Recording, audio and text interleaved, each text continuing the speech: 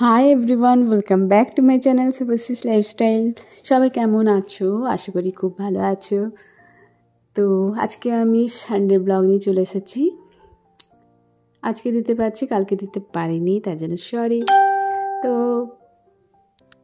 ঘুম থেকে উঠতে একটু দেরি করেই উঠেছি, যেহেতু সানডে একটু রিল্যাক্স ডে। দেরি বলতে 7টা। তো ঘুম থেকে উঠে প্রথমে একটু ব্রাশ টাশ করে নেব। আর সানডে মানে চার্চ যাওয়ার দিন, চার্চে যাব ঠিক করেছি। তাহলে তাড়াতাড়ি একটু ঘুম থেকে মানে একটু দেরি যেহেতু হয়ে গেল, তাড়াতাড়ি রেডি হতে হবে। 8:30টায় চার্চ। তো ফ্রেশ হব, বাথরুম যাব, তবে গিয়ে সব কাজ সামলে যেতে হবে। মায়ের কিছুটা রান্নাতে হেল্প করে দিয়ে যাব। আজকে সানডে আর বাড়িতে রঙের লোক লাগানো হয়েছে, সেজন্য প্রচণ্ড মানে কাজের চাপ রয়েছে।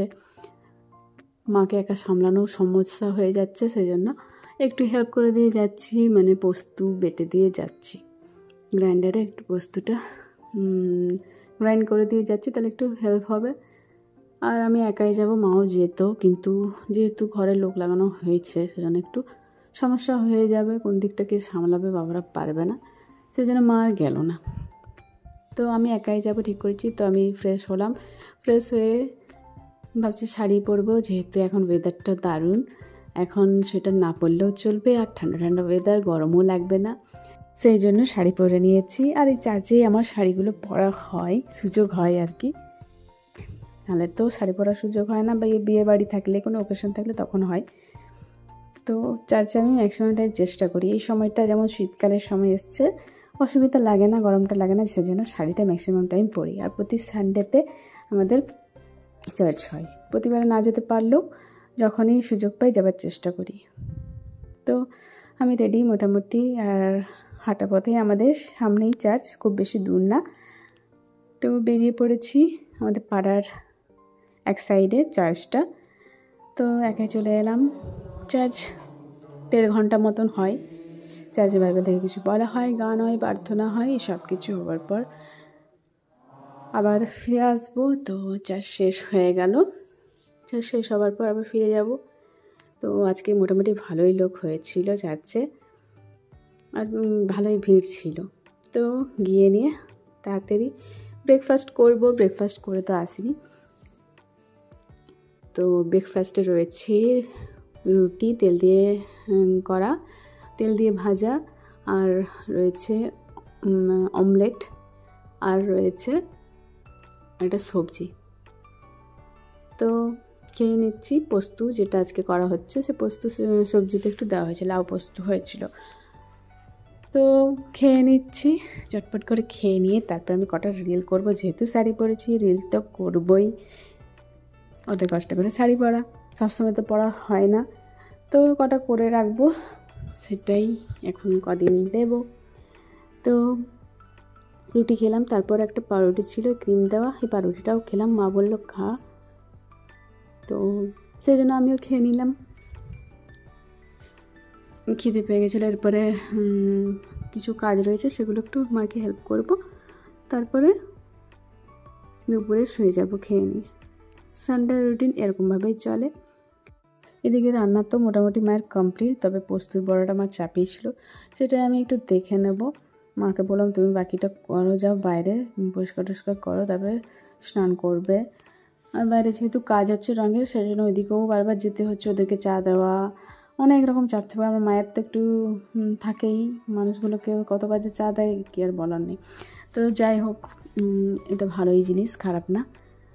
তো পোস্তুর বড়া দেখুন এরকম লাল লাল হবে, পোস্ত আর খসলা মিক্স করে বাটা হয়েছিল, সেটা পেঁয়াজ কুচি, লঙ্কা কুচি আর কি মশলা দিয়ে মা করে চাপিয়েছিল, তারপরে সেটাই আমি নামিয়ে দিচ্ছি। তো পোস্তুর বড়া থাকলে মাছ মাংসের আর দরকার পড়ে না। আজকে মাছ মাংস কিছুই হলো না, মানে সানডেতে মাছ মাংস কিছুই করা হলো না আমাদের, নাহলে কিছু না কিছু হয়ই। যেহেতু এই বাড়িতে কাজ চলছে, সেজন্য সম্ভব হলো না, বাবাও যেতে পারলো না, দেরি হয়ে গেল। আর এদিকে মাকেও বারে বারে কাজের দিকে দেখতে হচ্ছে, বাড়িতেও মাছ আলি আজকে আসেনি, অন্য কোনো দিন খাওয়াবে, সেটার কোনো সমস্যা নেই। এবারে তো আমার অনেক মাংস খাওয়া হয়েছে, গেল সপ্তাহে প্রায় বেশ কদিনই মাংস খাওয়া হলো আমার, সেজন্য এখন না খেলেও চলবে। তো পোস্তুর বড়াটা তো আমার মাছ মাংস যদি সামনে থাকে আমার পোস্তুর বড়া দিয়ে আমি খেয়ে নেব। মাংসের প্রতি আমার অতটাও লোভ নেই যে আমি পোস্তুর বড়াটা ইগনোর করবো, মানে পোস্তুর বড়া আমার কাছে অতটাই ফেভারিট। আর আমাদের বাড়িতে বড়া জাতীয় জিনিসগুলো বেশি হয়, আর আমারও খুব ভালো লাগে যে কোনোই বড়া, যেমন আলুর বড়া, কাঁচকলার বড়া, এই পোস্তুর বড়া, খসলার বড়া, এগুলো সব আমার খুবই ফেভারিট। তো সেটাই হয়ে গেছে। এরপর একটুক্ষণ হবে, সেটা ঢাকা দিয়ে রেখে আমি ওইদিকে চলে যাব। মোটামুটি হয়েই এসছে। আর বাড়িতে এত সব কাজ থাকে, সত্যি সামলানো মুশকিল হয়ে যায়। আর এই রং টং করা মানে তো সত্যি হেডেক আর হেডেক বলা, মানে কোনো জায়গায় নেই। এত ঘরগুলো নোংরা হয় আর বারবার এই দরকার ওই দরকার এই বলে ডাকছেই লেবারগুলো। তো কি বলবো, এত পরিশ্রম যাচ্ছে মায়ের, আমি দেখলাম। আর আমিও থাকি না, মায়ের সত্যি অনেক পরিশ্রম যাচ্ছে, হেল্প করার কোনো লোক নেই। আর দাদাও বাইরে থাকছে, ওই একবারে দুপুরে একবার আসছে আর সন্ধ্যায় একবার। তো যাই হোক, মায়ের অনেকটাই চাপ হচ্ছে, তো সেই জন্য যতটুকু থাকি আমি মাকে হেল্প করার চেষ্টা করি। তো যাই হোক, রান্না মোটামুটি কমপ্লিট হয়ে গেছে। এরপর খেতে বসে যাব। খাবার বাড়া হয়ে গেছে। তাহলে আজকে লাঞ্চের মেনুতে হচ্ছে ফুলকপি আলুর সবজি, আর লাউ পোস্ত দিয়ে করা হয়েছে, আর পোস্তুর বড়া, পোস্ত খসলার বড়া, আর ডাল তো অ্যাজ ইউজুয়াল থাকে যেমন, আর পাঁপড়। আর এরপর এক্সট্রা লেবু থাকে, লেবুটা শেষে খাবো। তো আজকের লাঞ্চের মেনু এটাই। তো যথেষ্ট ঠিক, মানে এইসব সিম্পল খাবারই ভালো সবসময়। মাছ মাংসটাও ঠিক না, নাহলে তো খাওয়া হয়ই। তো খেয়ে নিচ্ছি, আর বেশ ভালো লাগলো। মাছ মাংসের বদলে এই পোস্তুর বড়া দিয়ে ভাতটা খেতে দারুণ লাগলো। এরপর খেয়ে নিয়ে শুয়ে পড়বো। সবাই একসাথে বসেছি, এদিকে দাদাও চলে এসেছে, দাদা ওইদিকে টেবিলে খাচ্ছে, আমি আর বাবা নিচে বসেছি। আর মা তো সবার লাস্টে খাবে, সব সময় যেমন খাই। তো খাওয়া হয়ে গেলে এরপর পান খাবো, তারপর কিছুক্ষণ পরে দই খাবো। তো যেহেতু মাছ মাংস হয়নি, তাও বাবা এনেছে। মাছ মাংস হলেই আনে, মানে আমি আসলেই বাবা পান আনে। পানটা আমি যেহেতু পছন্দ করি, মিষ্টি পান, আর দারুণ বানায় এখানে পানটা, দারুণ, মানে ভেতরে যে জিনিসগুলো দেয় খুব ভালো লাগে। আর পানের পাতাটাও এত সুন্দর, মানে মুখে দেওয়া মাত্রই গলে যায়, দারুণ লাগে। তো পান খেয়ে নিলাম, এরপর শুয়ে পড়বো। পরে একটু ঘুমিয়ে নেব, তারপর উঠে নিয়ে মুসম্বি খেতে হবে, আর দইটা খেয়েই ঘুমাবো। তাহলে আজকের ব্লগ আর বেশি বড় করলাম না, মানে সানডের ব্লগ আমার এটুকুই রইল। আমার ব্লগ বা ভিডিও কেমন লাগছে আপনাদের অবশ্যই কমেন্টসে জানাবেন। আমার চ্যানেলে এসে আপনাদের কেমন লাগছে সেটাও কমেন্টসে জানাবেন। ভালো লাগলে লাইক, কমেন্ট, সাবস্ক্রাইব, আর ফেসবুক থেকে দেখলে অবশ্যই ফলো করে দেবেন। নেক্সট আরও বিভিন্ন রকম যখন যা হবে আমার লাইফস্টাইলে সব ব্লগ আপনাদের সামনে তুলে ধরবো, সব ঘটনা তুলে ধরবো। তাহলে আজকে এরপর শুয়ে পড়বো। ঠান্ডা ঠান্ডা ওয়েদার, দারুণ ইন্টারেস্টিং, আমার তো খুব ভালো লাগে।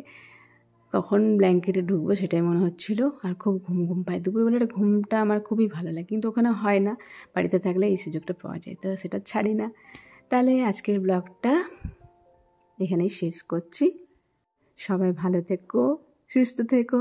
নেক্সট আর অন্য ভিডিওতে বা ব্লগে দেখা হচ্ছে। তাহলে আজকের জন্য bye, take care all and tata.